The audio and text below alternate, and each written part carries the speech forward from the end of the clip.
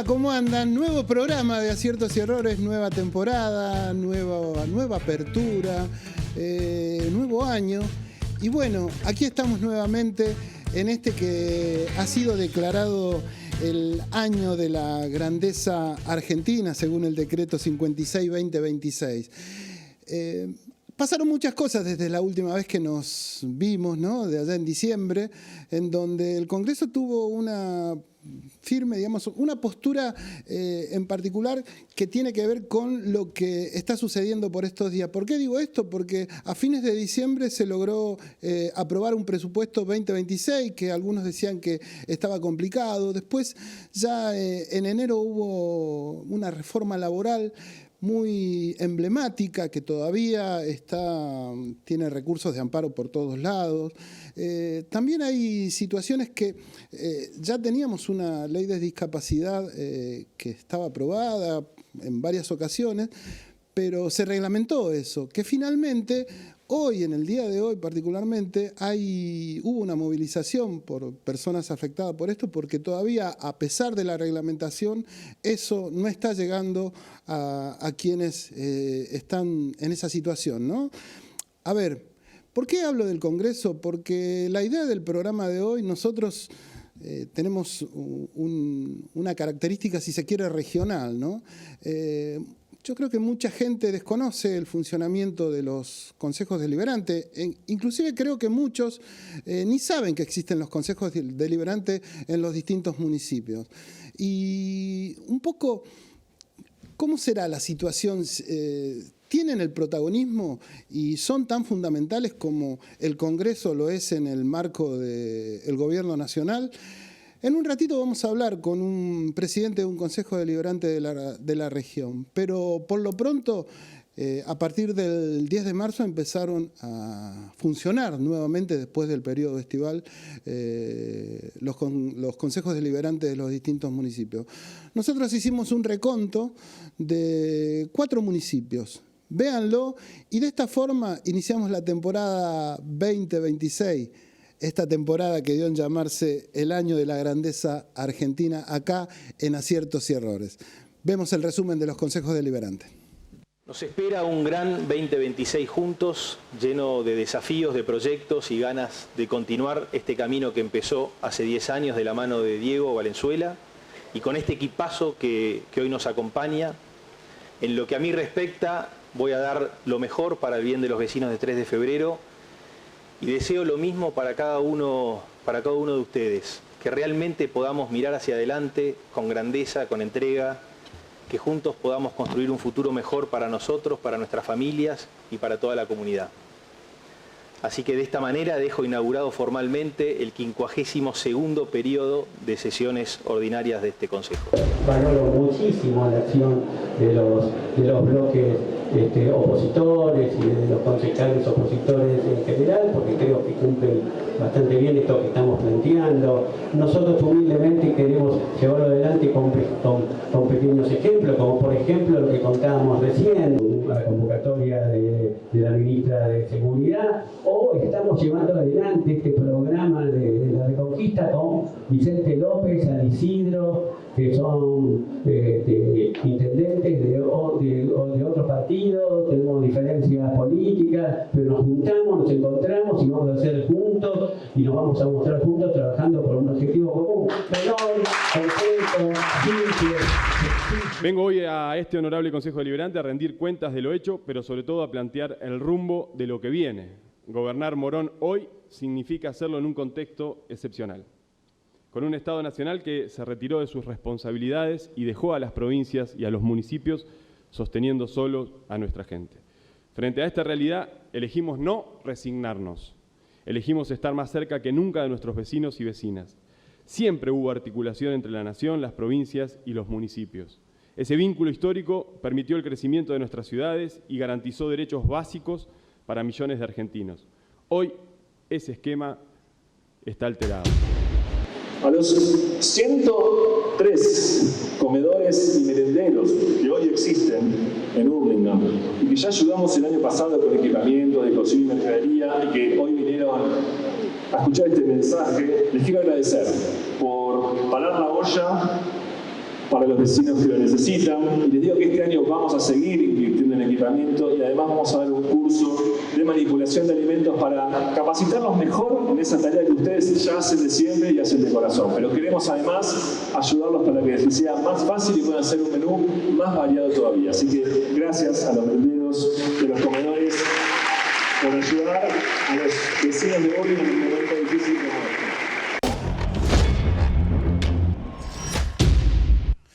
El último de los intendentes que ustedes veían ahí en este video es Damián Celsi, hombre de Hurlingham, intendente de Hurlingham. Manifestaba algo que se contrapone con las políticas quizás, en principio, del gobierno nacional. Digo, porque el gobierno nacional en estos días dio de baja 900.000 planes de trabajo que supuestamente van a ser suplantados por voucher de capacitación.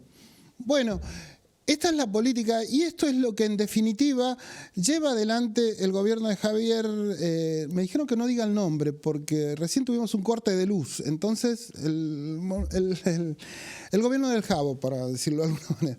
Pero en concreto, quiero decir que me acompaña, como lo dijimos al principio, el presidente del Consejo Deliberante de Hurlingham, Miguel Quinteros. Y quería, antes que nada, Miguel, gracias por venir a charlar un rato con nosotros. Buenas tardes. Manifestaba al principio del programa si la dinámica de los consejos deliberantes es en un punto comparativa con la dinámica del Congreso Nacional y el gobierno. Son dos cosas diferentes. Uh-huh. Me parece que los consejos deliberantes están en el lugar local, donde la gente los tiene en un lugar más cercano, uh-huh, como al intendente, digamos, ¿no? Digo, uh-huh, la primera queja es ahí. El mostrador, decía un intendente. Totalmente. Uh-huh.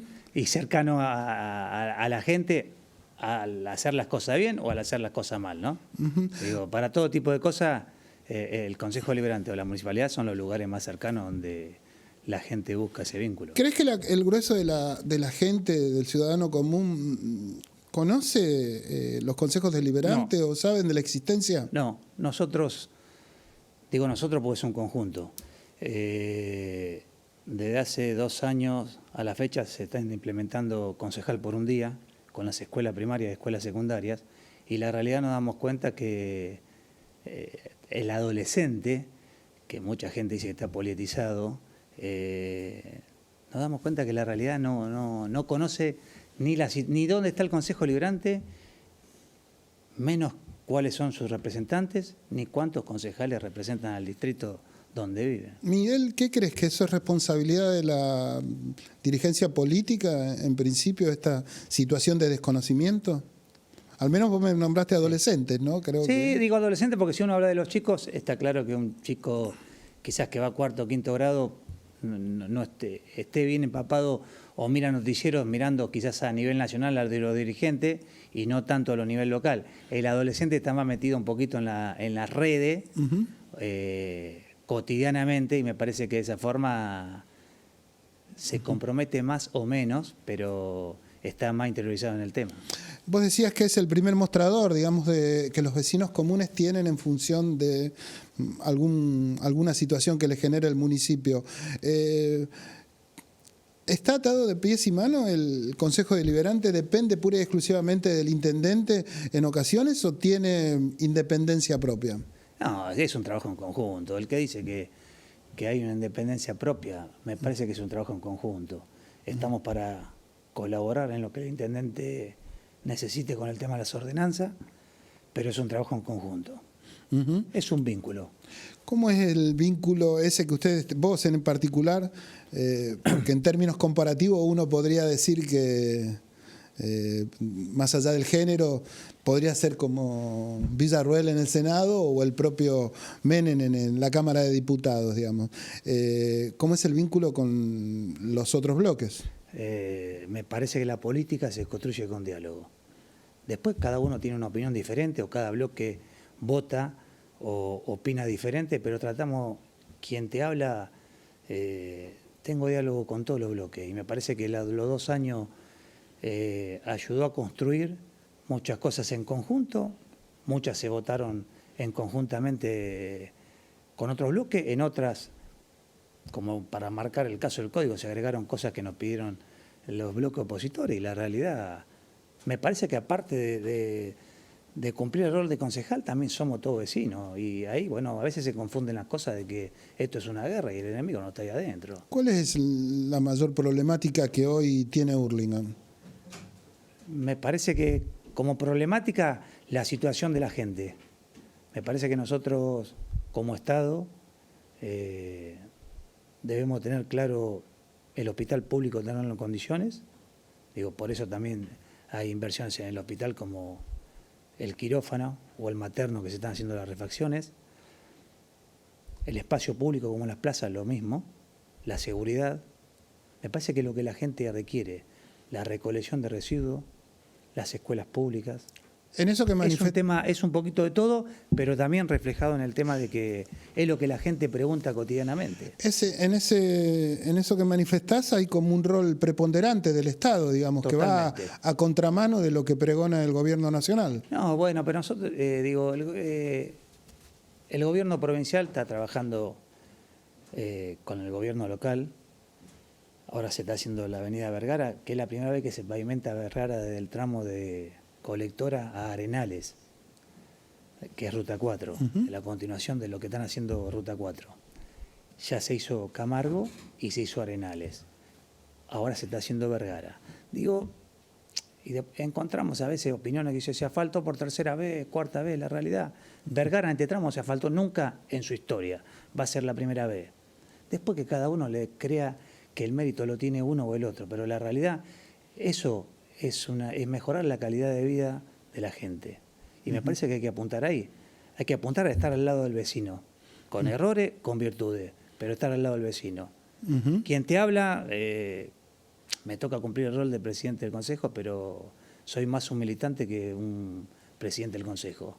En términos Me gusta militar cotidianamente en todos los barrios. Después, indudablemente, hay gente que opina bien y gente que opina mal, eso es normal, pero pongo la cara en todos lados. En términos de militante, porque me llevas a ese terreno, digamos, o sea, ustedes son un municipio que su intendente está enrolado dentro de lo que es la cámpora o el kirchnerismo, digamos, ¿no?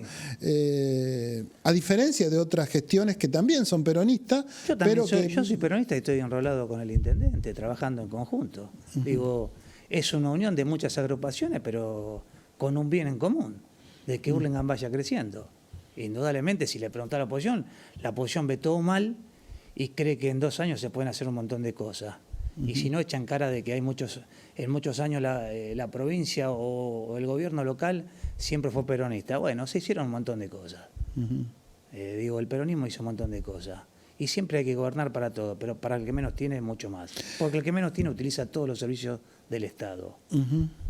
Y, a ver, vos planteabas el tema del peronismo. Este fin de semana hubo una elección, en el caso del distrito de ustedes no hubo una interna, digamos, llegaron a una lista de unidad, digamos, pero en otros distritos sí.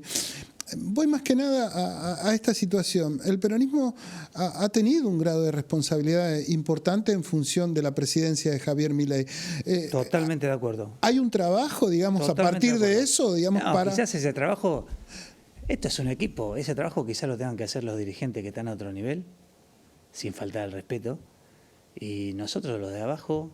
Pero vos como militante, ¿crees que lo están haciendo?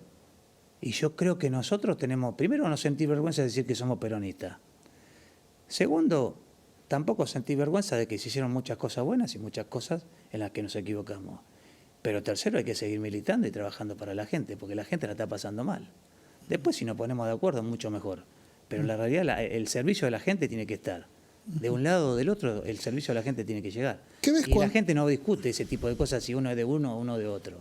La gente quiere la solución o medianamente que uno trate de estar en los momentos que la gente lo necesita. ¿Pero qué ves cuando pares tuyos, peronistas, quizás de otra provincia, colaboran o al menos dan quórum o levantan la mano para aprobar leyes que en definitiva pareciera que no son muy peronistas esas leyes, digamos, o no tienen esa característica? Un poco como de bronca, pero eso me parece que lo va a ir ordenando el peronismo a medida que haya una unión, a medida que también los dirigentes que vayan conduciendo el peronismo vayan teniendo un eje de lo que la gente quiere. Hay que entender a la gente.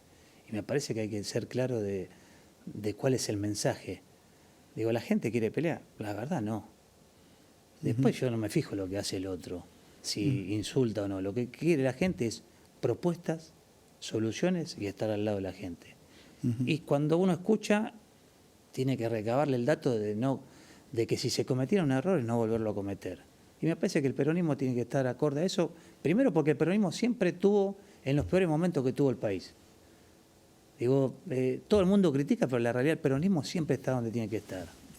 Y hoy, con errores y virtudes, sí, indudablemente quien gobierna por errores que ha hecho el peronismo. Pero bueno, me parece que son cosas de la vida, son cosas de los dirigentes y un poquito de parte de un equipo. En un equipo donde cada uno tiene un rol. Comparándolo con el fútbol.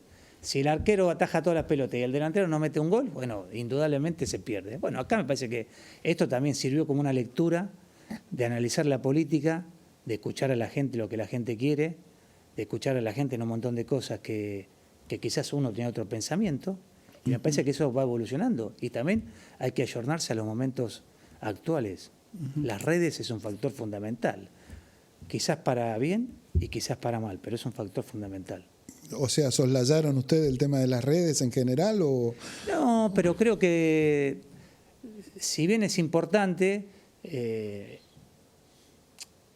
todo el mundo se maneja con las redes, pero me parece que la gente también quiere esa cosa de las cosas cotidianas, del tete, como le digo yo, el tete a tete. Y me parece que eso es importante, porque uno cuando charla con un comerciante, con un vecino, o visita un comedor o un merendero, o un club o una iglesia, la realidad la gente ahí se expresa y dice lo que siente sin el cassette puesto. Y me parece que eso es importante. Ahí es donde uno se da cuenta cómo está el país o cómo está en lo local uno. Las redes también han servido para que Javier Milei hoy ocupe el lugar que ocupa, digamos, le ha servido mucho, pero también es cierto que por estos días las redes son fundamentales en función de cierta situación compleja que está pasando el gobierno, ¿no? Por cosas de público conocimiento, digamos, un viaje del jefe de gabinete al exterior, un vuelo también a otro país de la misma persona, lo que ha pasado con el caso Libra, que se reflota después de un año y, digamos, se expande masivamente gracias a las redes también, ¿no? Totalmente de acuerdo. Por eso digo, son importantes y hay que ayornarse a los momentos actuales. Pero me parece que también no hay que dejar de lado el estar cerca de la gente y escucharlos.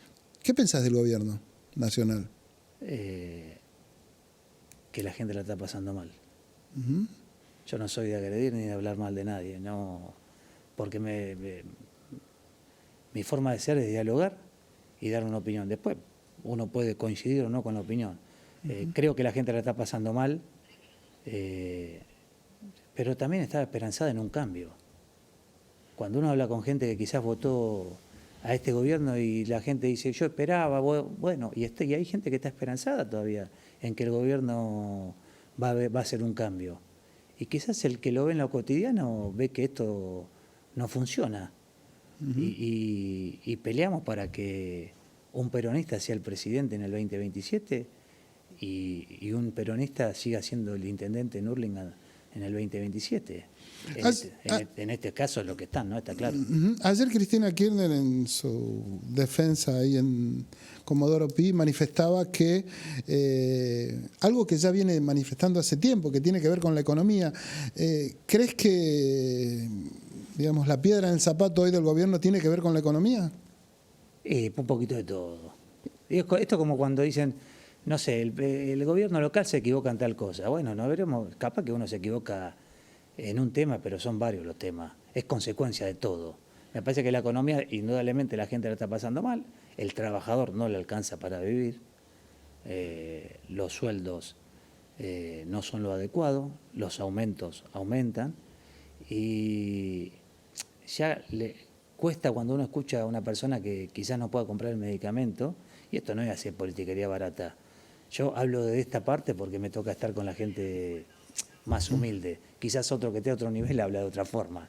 Digo, a mí me parece que la gente no tiene, no le alcanza para lo primordial, para subsistir. ¿Paga los impuestos la gente? Después, poco. ¿Poco? Si bien se sostiene... ¿Son impuestos caros los de Hurlingham, digamos? No, como lo de toda la región, se sostiene con un 50%, pero la realidad está difícil, la situación. Los comercios cierran, muchos comercios cierran.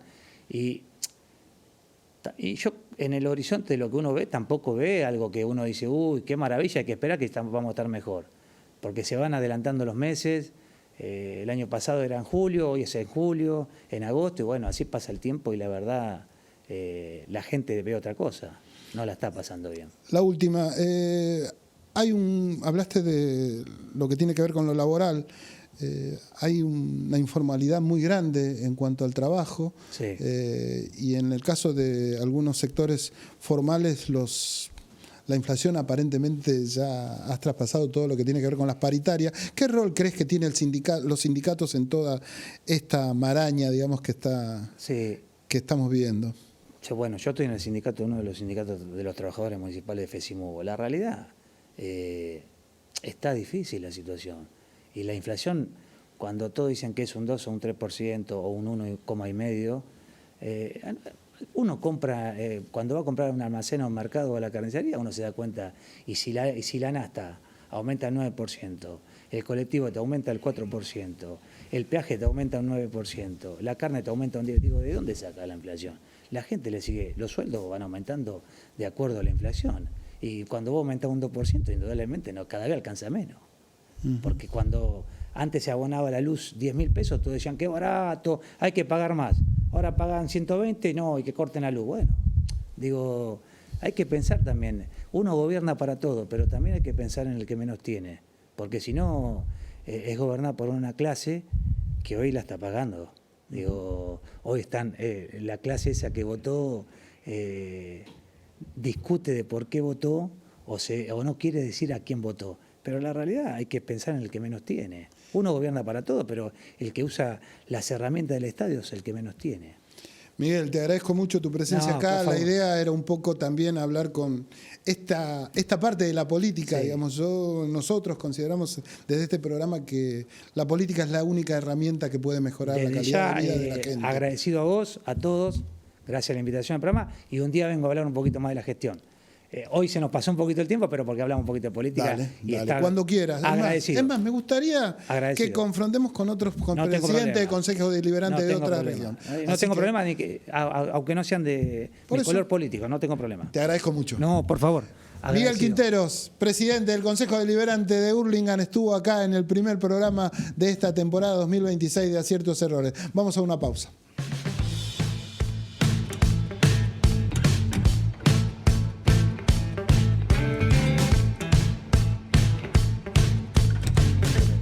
Una empresa o pyme en 3 de febrero no te cobramos por habilitar y te decimos gracias, porque menos impuestos es más trabajo. Municipalidad de 3 de febrero.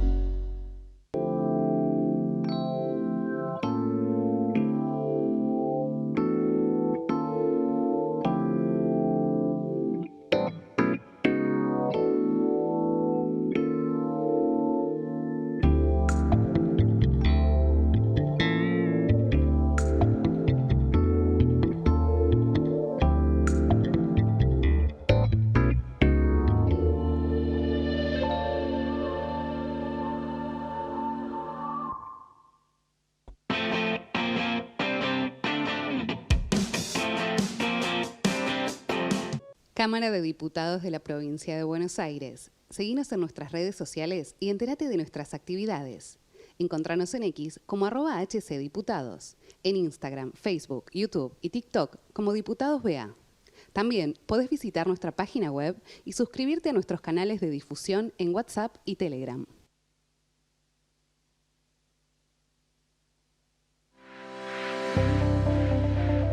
Más de 50 años de trayectoria, acompañando a las familias en cada paso, para hacer realidad el sueño de la casa propia.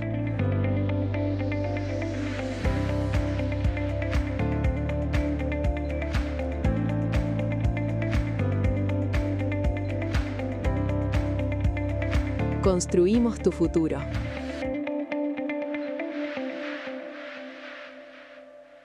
El veneno es tela, no. Elimina el agua, usa repelente. No dejes baldes ni cosas de más. El agua estancada, hay que eliminar. Olvidar rencillas, mantén todo bien. En San Martín nos ponemos al frente. El dengue no espera, no, no, no.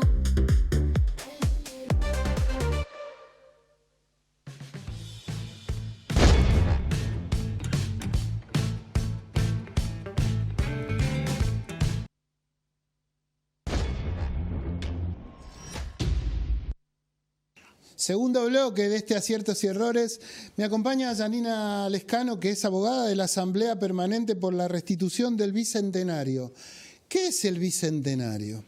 El Bicentenario es una línea de transporte que venía funcionando en Vicente López desde hace mucho tiempo, desde la gestión del famoso japonés García, hombre que estuvo durante mucho tiempo al mando de ese municipio, ¿no? Creo que el Consejo Deliberante, con la actual gestión de Soledad Martínez, aprobó un presupuesto en donde contemplaba el funcionamiento de este transporte durante el año 2026, el año en curso, pero a principios de enero, vaya uno a saber, que para eso está Janina acá, para que nos cuente, vaya uno a saber, dejó de funcionar. Obviamente por una decisión municipal a cargo del actual intendente Soledad Martínez. Antes que nada, gracias por venir a charlar un rato con nosotros. Bueno, no sé, ¿estuve bien en lo que manifesté? Sí, estuviste muy bien. El transporte del Bicentenario empezó a funcionar en 2010 por una ordenanza y fue a partir de una necesidad del municipio que no había transportes que unan el oeste con el este. Entonces se tomó la decisión de hacer este transporte gratuito que atraviesa todo el municipio en dos recorridos distintos.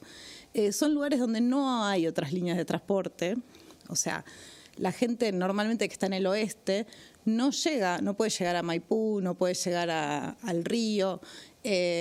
Para ubicarlo, digamos, la gente que está cercana a la Panamericana, por decirlo de alguna forma, no puede llegar al río, digamos. Exactamente. Más sería pegada, eso, ¿no? Porque la mayoría de los transportes hacen el sentido contrario, digamos, de norte a sur. Digamos, exactamente, más para el lado de San Martín, de Villa Adelina, o sea, en el límite con San Martín, después en Villa Adelina, Munro. Toda esa gente, el transporte bicentenario hacía que puedan llegar para el lado de Maipú, que hay médicos, para salitas, maternidades, está la maternidad Santa Rosa, que tampoco no hay ningún otro transporte que llegue a la maternidad. Tampoco al centro de jubilados. El centro de jubilados está en el río y los jubilados dejaron de ir al centro porque no tienen transporte. Claro. O sea, no es que hay otra alternativa que se pueden tomar 3 colectivos. No hay colectivos. Directamente. Bueno, uno de los trabajos informales, si se quiere, que más ha crecido es el Uber, Cabify, todos este tipo, digamos, pero estamos hablando. Esa sería una solución que es monetaria, digamos, ¿no? Pero esto coincide, no era el caso, cumplía otro rol. Cumplió otro rol porque aparte transportaba a la gente más vulnerable del municipio, o sea que por más que quieran taparlas, existen. O sea, el municipio no es solo el este, no es solo el río, no es solo la parte linda, también está el oeste, hay un montón de barrios, barrios vulnerables y hay gente que necesita el transporte. Más el día de hoy que estamos en una crisis y bueno, el transporte está muy caro aparte. Fue pensado con ese concepto, creo, ¿no? Exactamente. Precisamente, ¿no? Inclusive en los lugares donde iba, bueno, el recorrido tenía que ver con esos lugares. Tenía que ver con las maternidades, con los clubes de fútbol, con los clubes de barrio, con las salitas, con los colegios. Hay escuelas, por ejemplo, está la escuela La 502, que es una escuela para chicos con discapacidades, y el transporte bicentenario era el único transporte que los llevaba a la escuela esa. Hoy en día nosotros estamos haciendo seguimiento por ahí de algunos casos específicos y, por ejemplo, teníamos una madre que tiene que caminar más de 12 cuadras empujando la silla de rueda del hijo que pesa más de 40 kilos en veredas que ya sabemos que no están aptas para eso. O sea, antes el transporte bicentenario lo llevaba a 1 cuadra del colegio. Claro. A ver, vamos por parte. Este transporte era conducido también por mujeres, ¿no? Sí. Sí. Típico, digamos, no era es común que las típico, mujeres... lo que primero daba tranquilidad. A ver, las mujeres también estaban muy orgullosas de estar conduciendo los vehículos. A estas mujeres les ofrecieron un contrato por 3 meses en el municipio y, no sé, una está en tránsito, otra no sé si la van a poner en la patrulla. Tampoco sabemos... O sea, las personas que cumplían la función, funciones dentro de ese transporte fueron puestas en otro lugar, digamos. Sí, por 3 meses. O sea, yo creo que con todo el lío que empezamos a hacer con los vecinos, para no quedar tan expuestos, dijeron, bueno, las reubicamos, pero realmente no sabemos qué va a pasar después de esos 3 meses, ¿no? A ver, Janina, ¿cuándo empezó? ¿Cuándo cerró? ¿Cuándo dejó de funcionar? El 26 de enero.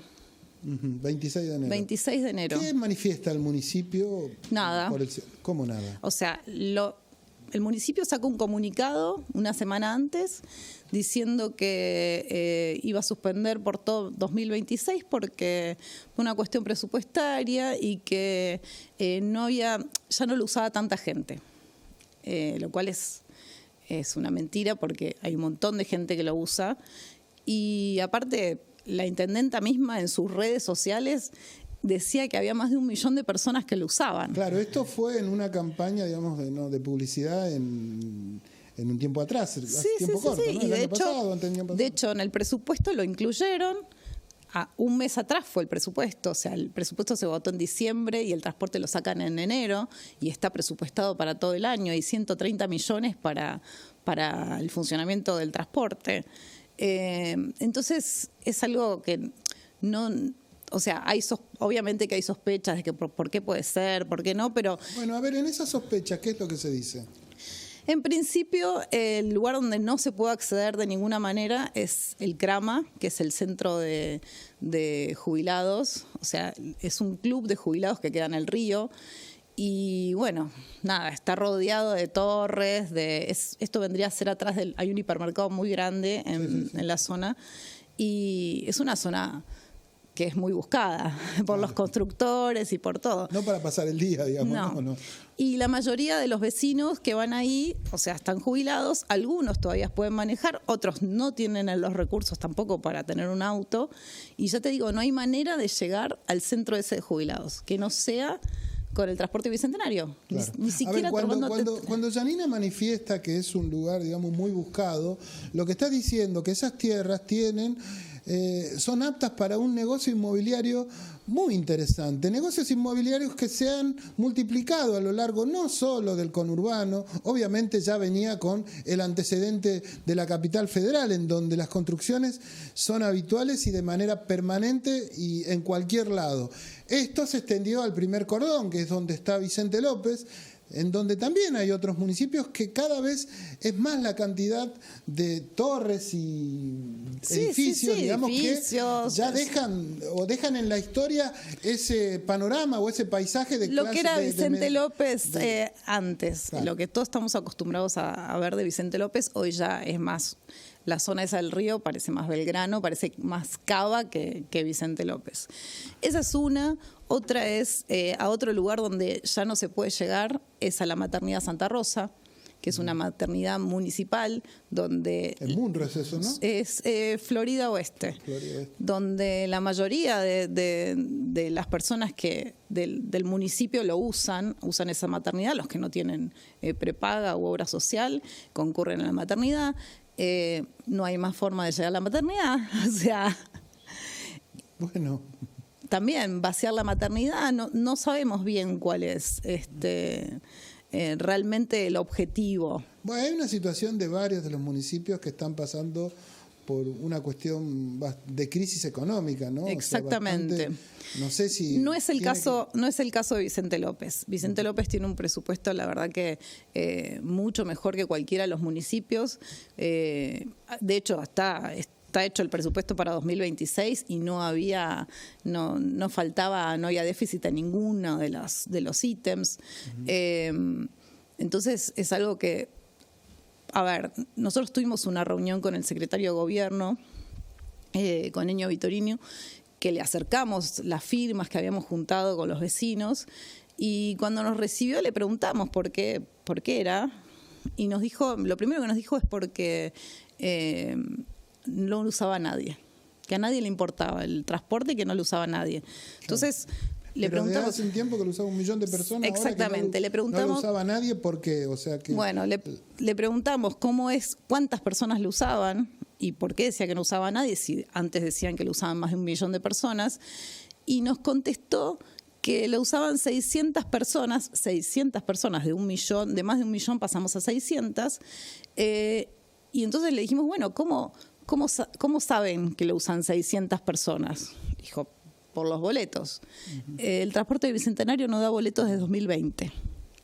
O sea, se lo dijimos en la reunión, no da boletos, o sea que lo que está diciendo es mentira.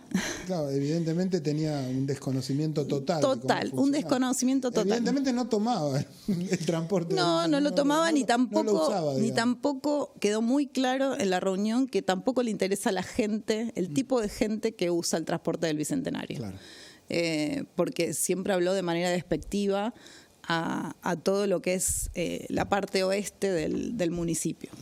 A mí lo que me genera un interrogante, esto que planteabas hace un rato, y tiene que ver con el presupuesto, ¿no es cierto? Sí. O sea, ¿qué se hace con esa partida presupuestaria, digamos, si supuestamente ya estaba destinada para hacer algo que no se va a hacer en definitiva, ¿no? Bueno, a ver, lo que en realidad les deslizó, porque tampoco nos dijo que lo que iba a hacer con eso, pero como que ellos estaban invirtiendo mucho en seguridad, en esta patrulla, que es un cuerpo civil que hace de policía, de pseudo policía del municipio, que no tiene poder de policía, no tiene potestad, no tiene instrucción, no tiene nada, pero bueno, es una policía marketinera que es lo que le sirve. O sea, mostrar que hay una supuesta seguridad, porque tampoco no es personal que no puede actuar. ¿Y cuál es el rol de los legisladores, en este caso del Consejo Deliberante? Digamos que me parece que tendrían que tener... Calculo que alguna queja le habrá llegado a Le ellos, hicimos ¿no? llegar las quejas al municipio, al Consejo Deliberante. El Consejo Deliberante, solamente los concejales de Fuerza Patria del bloque presentaron un proyecto pidiendo explicaciones y viendo, o sea, para que se restituya. Lamentablemente no dan con el número para tratarlo, o sea que no lo van a tratar. Intentaron hablar con otros legisladores, nada. Los vecinos también intentamos hablar con los legisladores. El día de la apertura de las sesiones no nos dejaron pasar, así que tampoco pudimos estar presentes. Y estamos recurriendo a otras cosas, o sea, presentamos una denuncia con el defensor del pueblo de la provincia de Buenos Aires, que estamos teniendo bastantes respuestas con eso. Están avanzando, por lo menos. Guido Lorenzino. Guido Lorenzino, exactamente. Así que, bueno, vamos a ir avanzando por esos lados y como último recurso también tenemos la justicia. Bueno, yo te diría que es un recurso bastante remanido por estos días, digamos, ¿no? Exactamente. Por eso no acudimos antes a la justicia y lo tenemos como último recurso. Pero vamos a seguir peleando, vamos a seguir haciendo marchas. Hay asambleas permanentes todos los días miércoles a las 7:30 de la tarde. Nos juntamos todos los vecinos y después... ¿Qué día, perdón? Miércoles 7:30 de la tarde en un centro cultural que se llama Tiempos de Memoria, que está en Caseros 231. Vienen vecinos de todos lados, de todos los partidos políticos. O sea, es una asamblea transversal, no es que sea de un partido político, sino que hay todos. Están los radicales del PRO, están peronistas, socialistas, estamos todos porque somos vecinos y es lo que nos interesa a todos. Porque eso también, cuando fuimos recibidos por el secretario de Gobierno, nos dijo que esto era algo totalmente político. Sí es político, porque es un hecho político, pero no es partidario. Claro. Claro, bueno, lo político se confunde con lo partidario en esto. O al menos yo creo que es una herramienta que están teniendo sectores del oficialismo, en este caso municipal, o sea que es todo político, bueno. Es para bajar el precio a los vecinos, ¿no? Lamentablemente, porque en definitiva los que se están perjudicando son aquellos que, bueno, tenían el recurso de poder viajar con un transporte público, que también no es común, digamos, que el transporte público sea gratuito. Creo que, no sé, recién hablaba con algunos chicos de la producción y me decían que en España creo que está funcionando, está funcionando algo parecido o algo similar, digamos, ¿no? Es disruptivo también, pero si lo haces para después sacarlo, no tiene mucho sentido. No tiene mucho sentido, y aparte pasa esto, o sea, no es que solo es un transporte público gratuito, es un transporte que cubre recorridos que no hay colectivos que lo cubran, claro. No hay otras líneas que lo cubran, y con la crisis que hay, ninguna línea va a agarrar esos recorridos. ¿No hizo nada el municipio en función de esos jubilados, de esos discapacitados, de esos chicos? De los discapacitados no, de los discapacitados no, y es digamos más, que se quedaron sin ese servicio, ¿no hizo nada? Pusieron ahora para el centro de jubilados, porque claro, había tanto lío con eso y la gente ya estaba hablando mucho sobre el tema de que seguramente era para vender las tierras del Crama, que pusieron unos recorridos de micros escolares que hacen como el mismo recorrido, o es más corto me parece, pero lleva hasta el centro de jubilados en algunos horarios. Son colectivos escolares que no sabemos si hicieron una contratación, una licitación, si la plata que estaba destinada al Bicentenario la están gastando en eso. La verdad que no hay información, porque también es un modus operandi de la Municipalidad de Vicente López. No hay información de nada. Ellos hacen lo que quieren y no informan, ni siquiera hacen un acto administrativo para hacer las cosas. Bueno, nada, Janina, la verdad que estamos acá para ver si podemos ayudar en algo a este tipo de situaciones. Vos, muchas gracias. ¿Qué expectativa tenés ya para ir cerrando? Yo tengo fe en los vecinos y en la lucha, y yo creo que es la manera de poder revertir la situación. O sea, la intendenta nos tiene que escuchar a los vecinos. Y si no, va a pasar como nos dijeron en la reunión, manifiesten su voluntad en el voto. Así que bueno, los vecinos vamos a manifestarnos en el voto seguramente. Pero mientras tanto no va a haber colectivos o no va a haber transporte. Mientras tanto vamos a seguir luchando por el colectivo y por el transporte. Janina, te agradezco mucho tu presencia acá en Aciertos y Errores. Muchas gracias a vos. Janina Lescano, abogada de la Asamblea Permanente por la restitución del transporte del Bicentenario de la localidad de Vicente López. Nosotros vamos a una pausa y nos metemos en el último bloque de este Aciertos y Errores del día de hoy.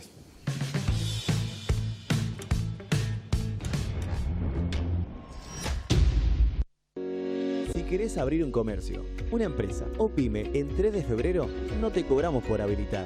Y te decimos gracias, porque menos impuestos es más trabajo. Municipalidad de 3 de febrero.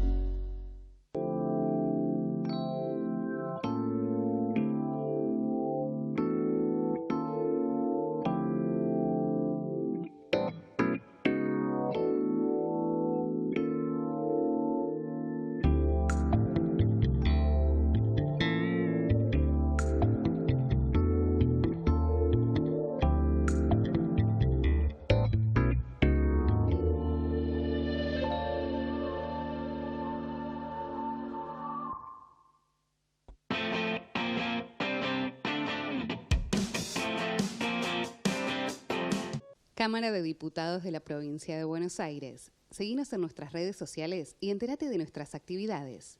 Encontranos en X como @HCDiputados, en Instagram, Facebook, YouTube y TikTok como Diputados BA.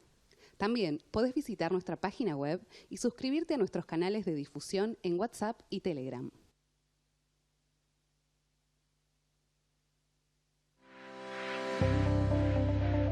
Más de 50 años de trayectoria, acompañando a las familias en cada paso, para hacer realidad el sueño de la casa propia.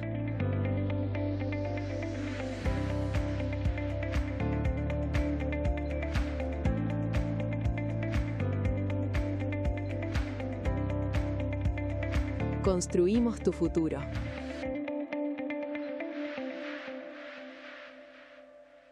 El dengue no espera, no, no, no. Elimina el agua, usa repelente. No dejes baldes ni cosas de más.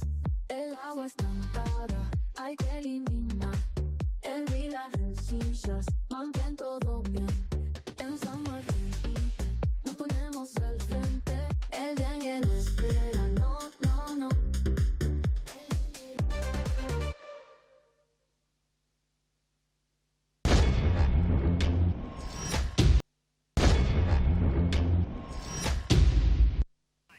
Último bloque de este aciertos y errores de la nueva temporada del 2026.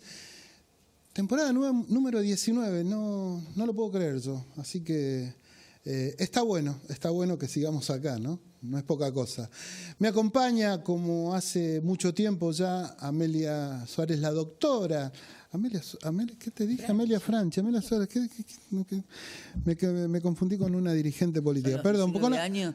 Son los 19. Sí, son los 19 años lo que me pasa. Amelia Franchi, la doctora Amelia Franchi, que viene a hablar de una temática que no es menor, ¿no? Hace ya creo que un año aproximadamente, Argentina dejó o salió de la Organización Mundial de la Salud, ¿no? Calculo que eso nos ha traído a lo largo de este año un montón de beneficios. Y quiero que me nombres esos beneficios que ha tenido que ver con esta Argentina, digamos, que ya no pertenece más a la Organización Mundial de la Salud. Este 17 de marzo, ayer, se cumple un año de cuando salimos de la Organización Mundial de la Salud, que en realidad es al año definitivamente te dan la baja. Así que hoy, ayer mejor dicho, estamos definitivamente dados de baja. Es una vergüenza porque tiene un montón de funciones estar dentro de la Organización Mundial de la Salud. Son muy pocos países los que están fuera, entre ellos nosotros. Claro, y, por ejemplo, cuando la época de la pandemia, cuando te cuentan toda la parte epidemiológica, cómo viene todo el circuito, se pueden comprar vacunas a un precio razonable, porque se hace todo un círculo de vacunas más baratas, más económicas para que todos la puedan comprar, te informan todo lo que está sucediendo en todos los países para saber a qué atenerte. Por ejemplo, vos sabés que en este momento hay una decisión de una alerta de brote de chikungunya, que es un virus que se dice brote, ¿por qué? Porque aparece el primero autóctono, el primer caso autóctono en nuestro país. Este fue de Lomas de Zamora. Es un virus. ¿Pero cuál es? Es el virus del chikungunya, que también lo transmite el mismo mosquito que el dengue, es como el dengue, y que el Zika. ¿Te acordás del Zika? Sí.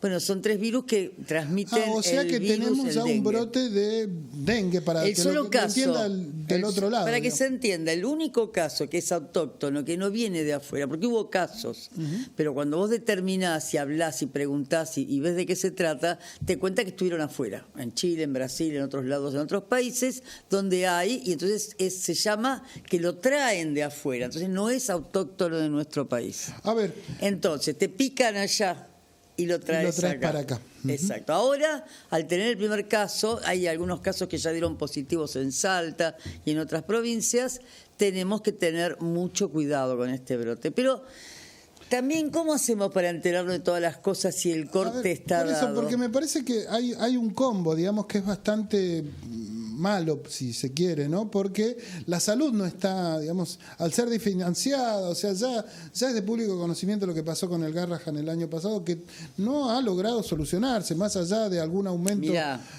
hablando del Garrahan, hay 5 hospitales más que llaman SAMIC, porque son hospitales intermunicipios de nación, como el del Cruce, por ejemplo, muy conocido, claro, ¿no? Sí. Que piensan privatizarlo. La zona sur del conurbano. Piensan privatizar esos hospitales. ¿Ese hospital depende de la provincia o depende de la nación? Mitad y mitad. Cuando son SAMIC tienen de ambos. ¿Y eso se puede hacer, digamos?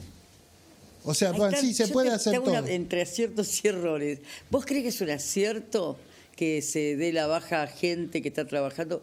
El caso típico es el Garrahan. ¿Te parece que en este momento hay un montón de médicos que se están yendo a otros países?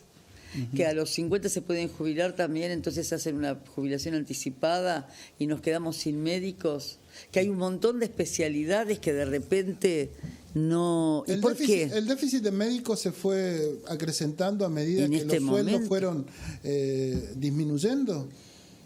Por supuesto, se están pidiendo de otros países, muchos se van a Europa, otros se van a España, pide, Italia, solicitan médicos para cubrir zonas que tienen en lugares donde no tienen médicos. Los médicos argentinos están muy bien vistos, ¿viste? Pero en un hospital público, donde vos ganás, si tenés 5, 6 años, 10 años de antigüedad, estás ganando con 36 horas semanales 1.200.000. 1.200.000 gana un médico, digamos. Más o menos, si tenés esa antigüedad por ahí, cuanta más antigüedad, vas a cobrar un poco más. Pero base 1.200.000, 1.300.000.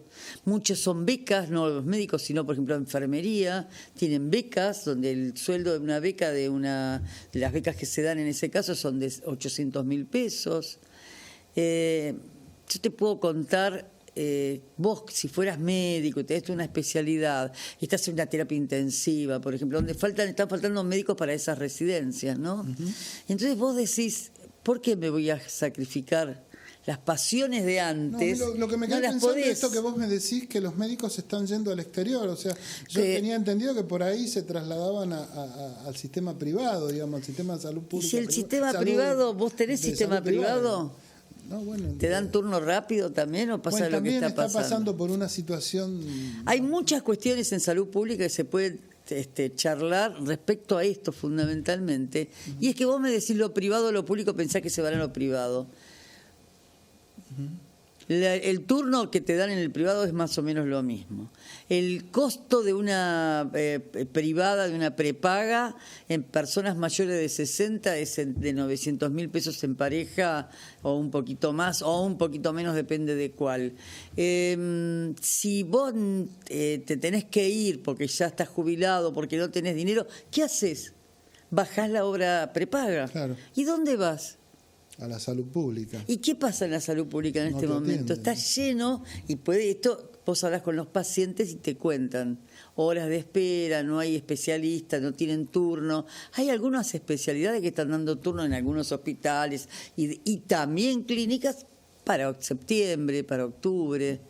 ¿Dónde está la urgencia? Amelia va a ser durante este año, nosotros que consideramos que es fundamental toda la temática de la salud y por lo que está atravesando la salud en la República Argentina, va a ser la encargada de hablar sobre esta temática. Yo te comprometo, Amelia, que vos traigas gente también que nos cuente un poco desde ese lugar, ¿no? Hoy venía pensando, escuchando el bloque del colectivo en Vicente López, ¿no? Donde la discapacidad, que es otro tema gravísimo porque están por empezar a modificar la ley, el artículo, así como también en este momento se está modificando el artículo que está desde el 2012 de las patentes de los medicamentos. Y esto es un tema puntualmente grave. ¿Sabes por qué? Porque con pequeños cambios del que hagan con una medicación nueva, la patente, ¿sabes lo que es una patente? Sí, es la posibilidad. Es la posibilidad, no, es el único laboratorio que puede hacer y van a ampliar esa patente. Es decir, hoy en vez de usarla para la muela derecha, la vamos a usar para la muela izquierda. Claro, va a ser más. Y bueno, entonces la patente va a ser de un nuevo medicamento. Hay muchas cosas que son serias, vamos a traer gente, vamos a traer qué está sucediendo con los colegios, las asociaciones, las cajas de médicos y una serie de cuestiones que van a estar modificándose con todo lo que sucede. Te comprometo a eso, Amelia. Ya nos están apurando porque nos tenemos que ir. Así que gracias, nos vamos a ir. Nosotros, como toda vez, queremos agradecer a toda la gente que nos sigue acompañando. Nos va a seguir en las redes también, que próximamente las pondremos ahí. Y nada, esto ha sido el primer programa de esta nueva temporada. No se olviden que el martes es feriado nacional y no es por un hecho menor. Se cumplen 50 años de esa fatídica dictadura militar que tuvo a mal traer a muchos argentinos y que muchas generaciones nuevas desconocen. Quizás ahí haya parte de responsabilidad de estas generaciones, como la mía, de no haber sabido transmitir algo más claro para que no sea tomado como un feriado nomás. Así que nunca más, nos vemos la semana que viene con más aciertos y errores. Han sido muy amables por estar del otro lado.